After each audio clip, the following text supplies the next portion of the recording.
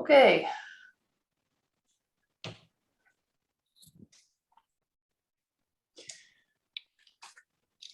I guess we can start. So hello, everybody, and welcome to the monthly webinar of the Infrared Science Interest Group, or IRSIG. My name is Lisa Locke, and I will be the moderator for this webinar today. I'm an engineer at the Jet Propulsion Lab's Deep Space Network, and also a member of the IRSIG Leadership Council. Before I introduce our speaker, I'll provide some brief instructions on how the webinar will work, and they're also in the chat window right there. So submit all your questions via the window on the right side on the Zoom screen. And just as you have questions, put them in the chat. And instead of waiting till the end of the talk, during the Q&A period, I'll unmute you so you can ask your questions directly. Also, anything that doesn't work, put that in there too so we can address them. Technical difficulties. This webinar is being recorded and it's available to view later on the website right there. So now I'd like to introduce our speaker for today. Yun-Ting Chen is a physics postdoc at Caltech JPL, at Caltech's Observational Cosmology Group, and working with Jamie Bach and the CIBER and Time projects. And the talk today is about probing intra-halo light with galaxy stacking in CIBER images. Okay, so if you'd like to share, I will mute people and you can take it away. Okay.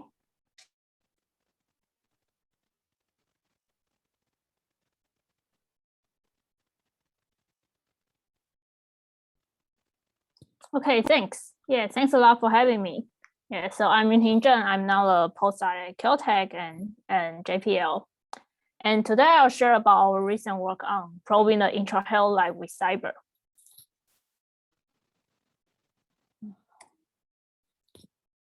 Okay, and this is actually a perfect timing to give this talk because our paper just appears on the FJ last week.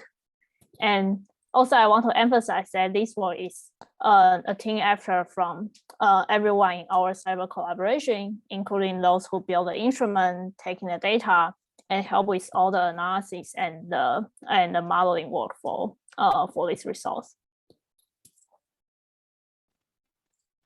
Okay, so I want to introduce the extragalactic background light, the EBL.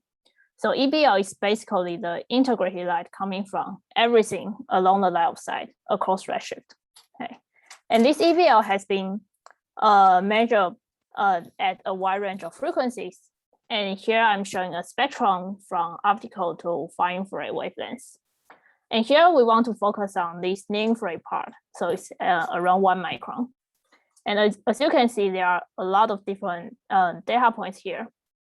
And some of these data points have very large scatters between each other, and there are some of them are not very consistent with each other. And this is because these data are taken with very different kind of methods. So how can we probe the near infrared EBL? Well, the first way to do is through the galaxy counts. So galaxy counts means that you take a very deep integration on the sky, and then you try to resolve all the galaxies you can, and you count the total amount of photons coming from all these galaxies. So this gives you a lower bound on the EBL because you cannot probe the light coming from the sources below your detection limit. Okay, and another way to probe the EBL is through the absolute photometry. So in this case, we just measure what's the total intensity or the total surface brightness from the sky. So then you can get the photons coming from everything, including the bright and faint sources. But it is also quite challenging because now you have to carefully account for all the foregrounds and carefully subtract them from your data. So this data points here is coming from the absolute photometry. And there's also another method is through the fluctuations.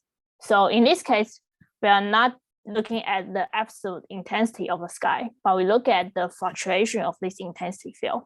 And from this intensity field, we can look at the quantity like the Paul spectrum, and we can use that to analyze different components in our EBL background, because usually different components have a very different spatial clustering structures. So with that, we can try to construct what's the total EBL background coming from all these different sources. So the two data points here from CIBER is using the fluctuation methods. Okay. And finally, there's also another method using the blazar spectrum. So that gives you these blue bands in this plot. So blazar is the AGN with a very energetic jet, and we are looking directly at the jet.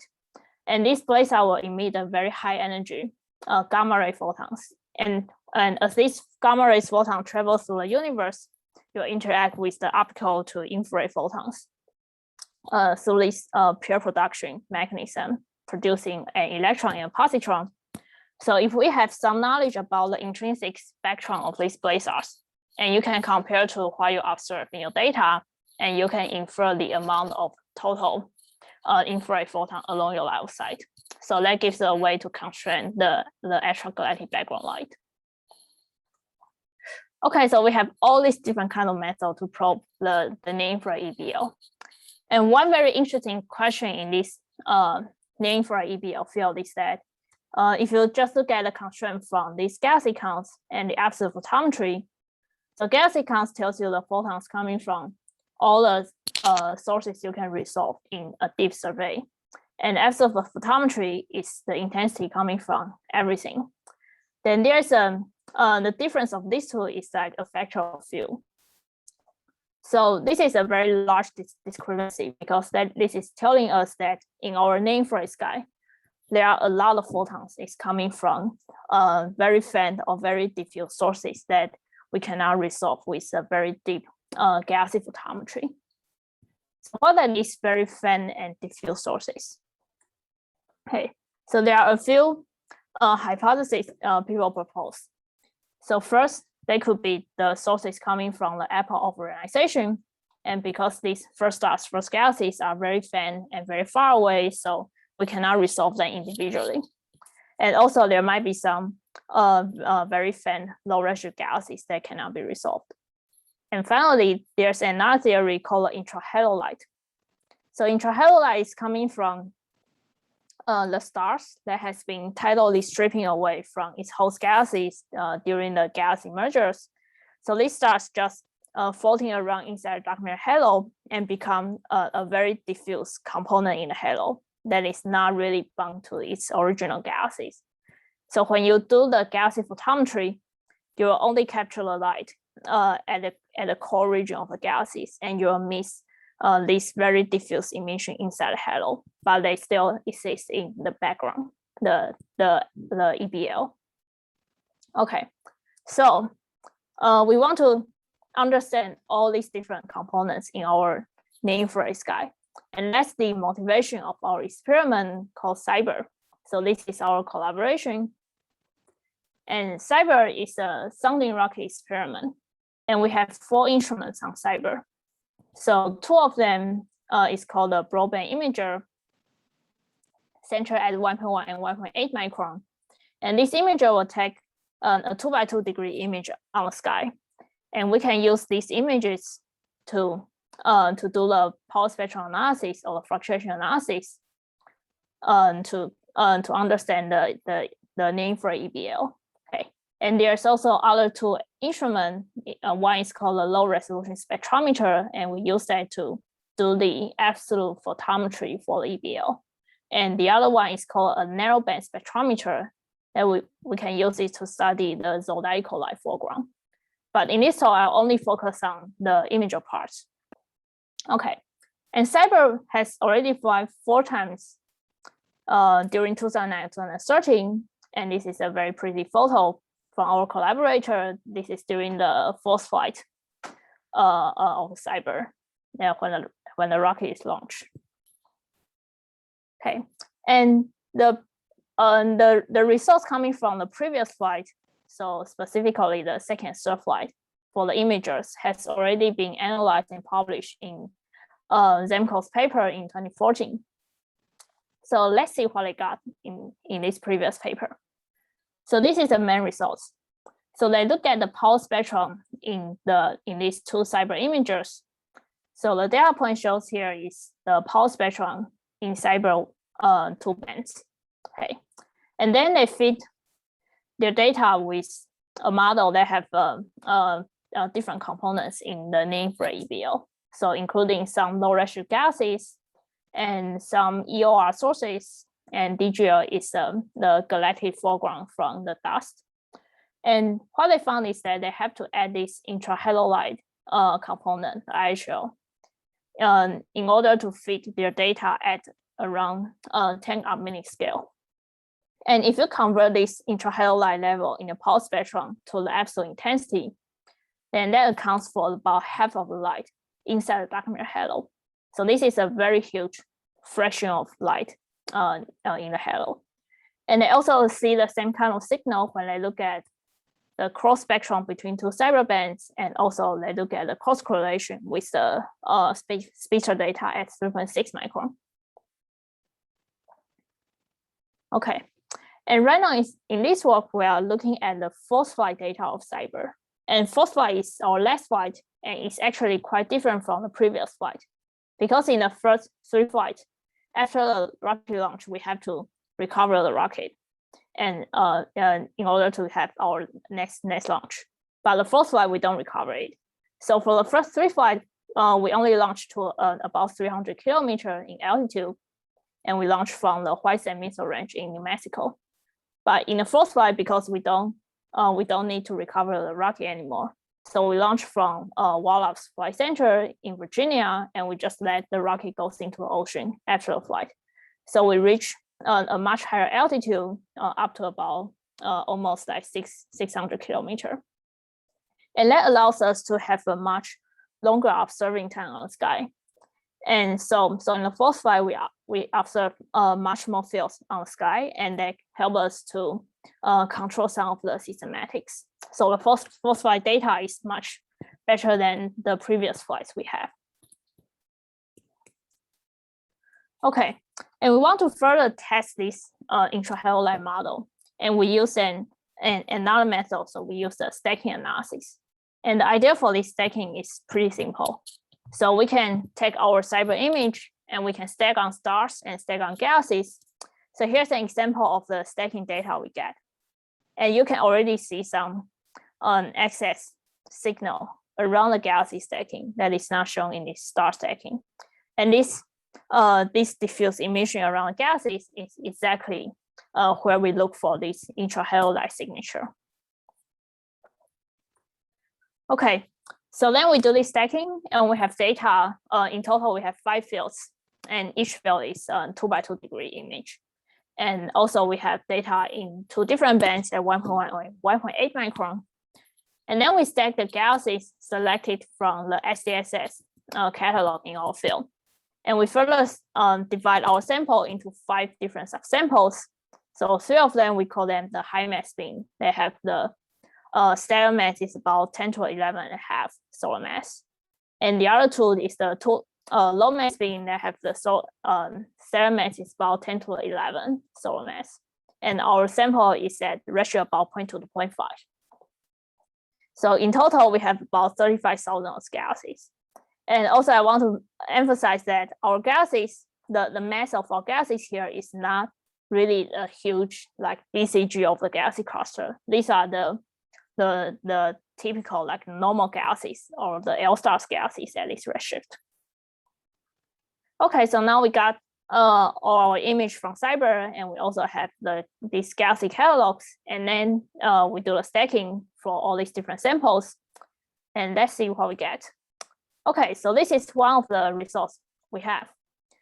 So this is the radial profile of the stacking, and the black data here is stacking on the galaxies, and the orange line here is our model for our point spread function PSF that is derived by stacking on stars, because we know the stars are the point source on the sky. Okay, so you can clearly see there are some SX emission around the galaxy stacking that is not shown in the star stacking. So this is exactly the signal we are looking for.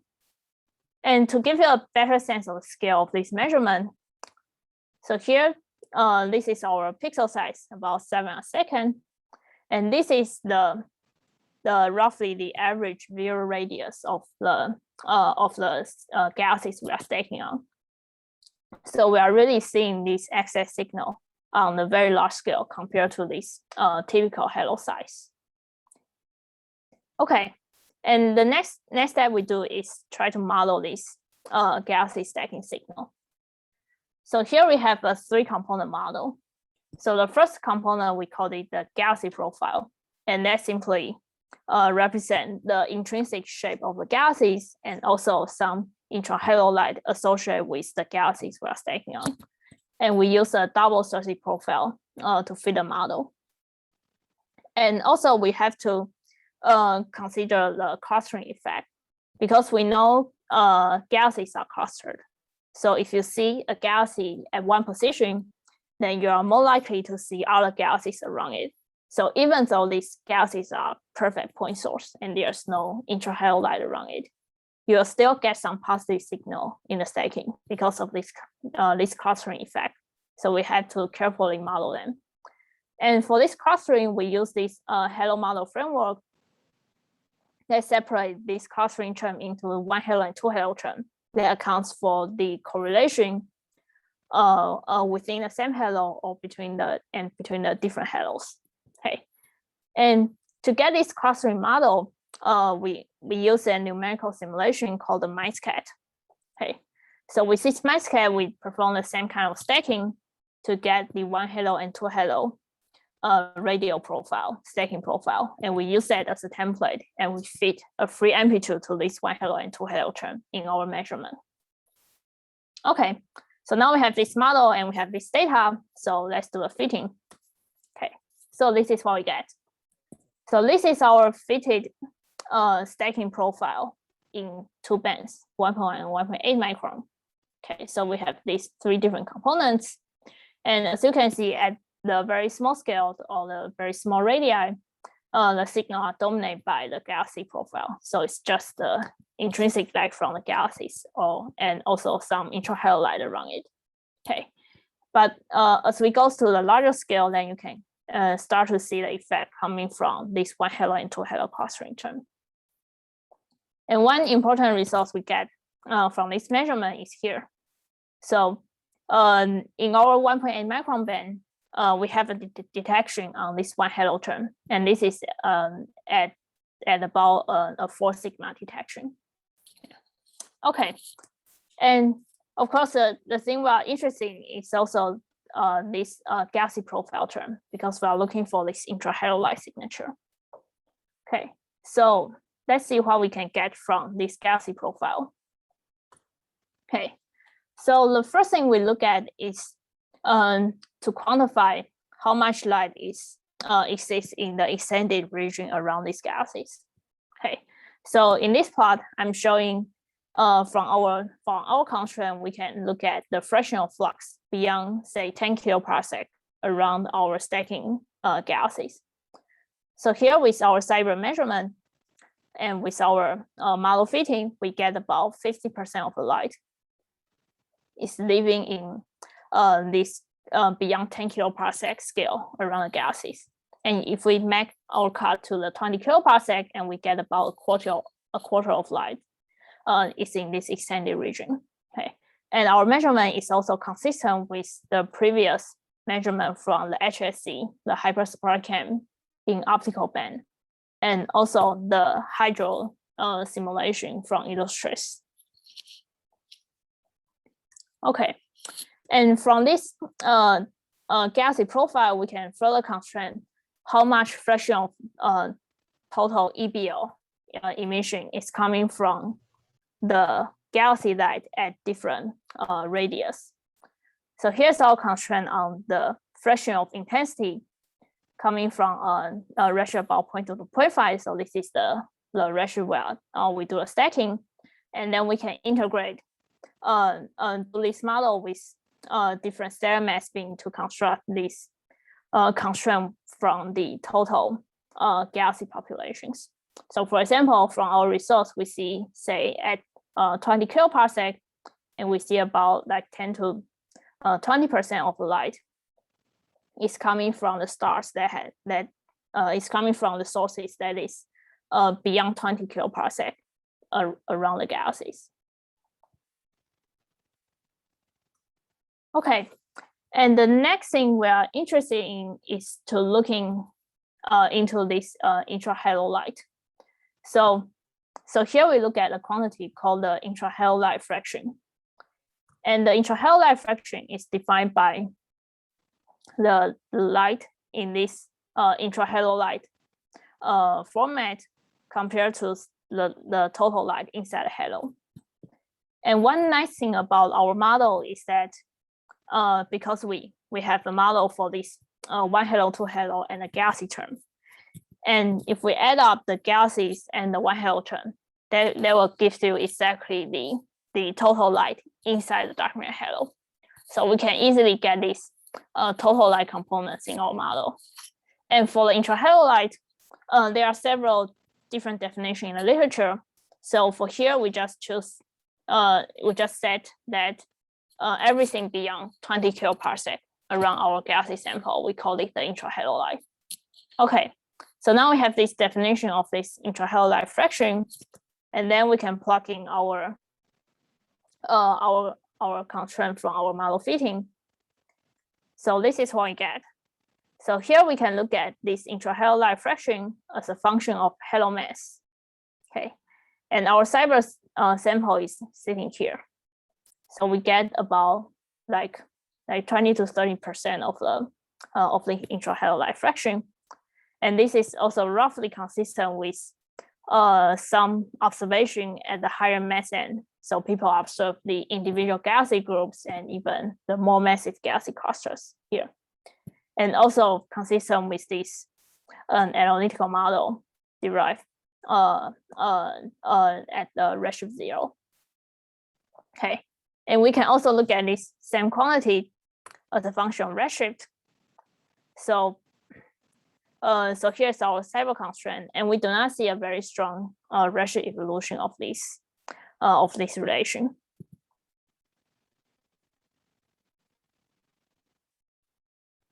Okay, so so this is just a short summary of what we get from our stacking result. So we do this stacking analysis on the galaxies at around L star scale at ratio about 0.2 to 0.5, and we stack in total around 35,000 of galaxies. Okay, and the major finding we get is that we have fit our data with this galaxy profile and also one halo and two halo clustering. And what we found with this galaxy profile constraint is that there are about 50% of the total galaxy lights living in this beyond 10 kiloparsec scale around our stacking galaxies. And if we look at like beyond 20 kiloparsec, then we get about 25% of the light.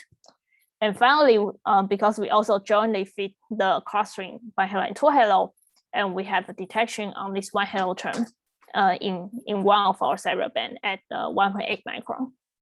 Okay, so that's pretty much the main result we get from this stacking analysis. And if you are interested, you can also look up our paper on arXiv here. And finally, I also want to emphasize. So I just showed you the results from the CIBER experiment, but actually we also have a next generation of CIBER. We call it a CIBER 2. And the CIBER 2 experiment, we have 6 photometric band spanning from 0.5 to 2.5 micron. And we are very excited that we just have our first CIBER 2 launch happening about 4 months ago, launched from the White Sand Missile Range in New Mexico. So this was our group photo just before the rocket takes off. And also we successfully recovered the rocket. And we are now looking at the CIBER 2 data to do some initial data analysis. So please stay tuned for more exciting results from CIBER 2. Yeah. Okay, thank you very much. Thank you. That was a great talk. So if anyone has any questions, just put them in the chat window, or you can, oh, here we go. We've got some hands up. I'm just gonna unmute you and you can go. Let's see here. Okay, Chi, let's see. Oh, no, that wasn't a question. I just give a clapping hand. Sorry. Okay. The same for me. Nice talking, Yun-Ting. Thank you. I did have a question about CIBER too. What limits the number of times that you can send them up? Is it, do they wear out? Do you just, I don't know, what limits it? I guess for now it's probably the funding. Yeah. Yeah, it's just money. Yeah, maybe Chi can better answer this question. Usually it's the weight of the payload and the altitude that we want to send it to. It's a function of both height and weight. Right. Okay. So CIBER 1 that went into the ocean, was it fished out or is it just gone? Yeah, it's just gone. It's probably Okay. like at the bottom of the Atlantic Ocean somewhere. Yeah, with all the other rocket parts. Yeah. Cool. Oh, we have a question. Here we go. Okay, Lee.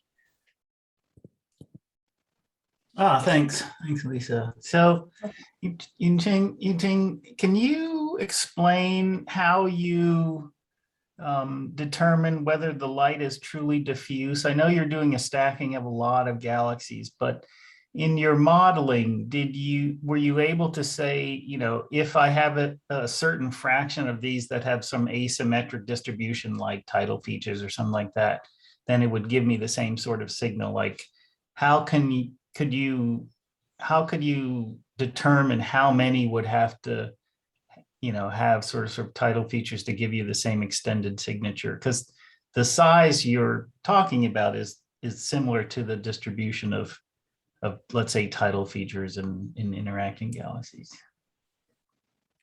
Yeah, that's a great question. And indeed that is the most complicated part of our modeling here.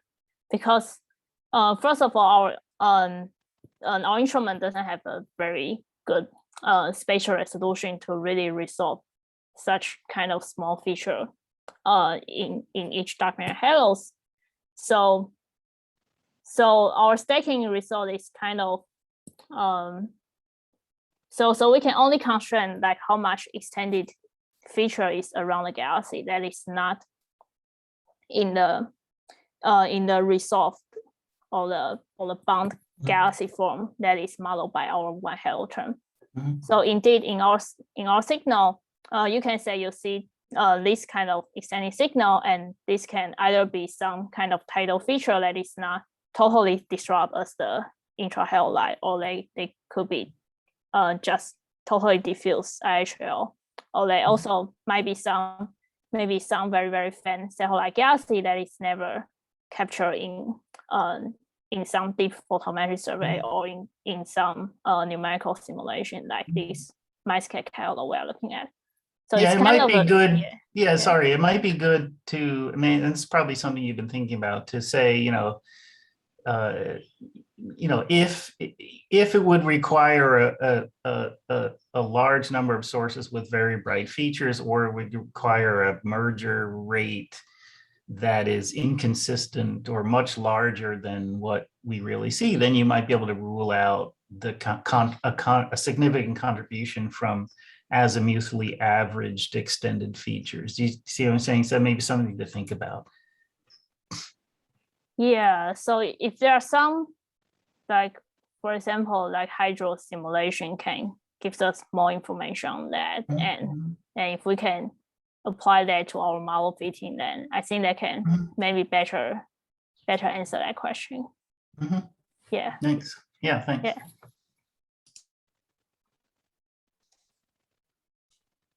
Are there any other questions?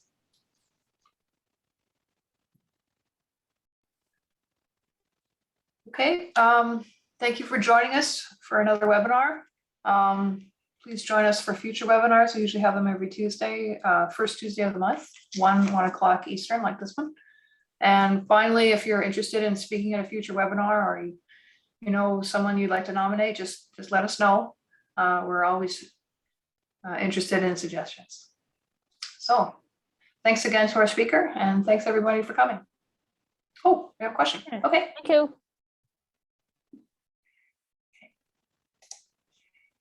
Okay.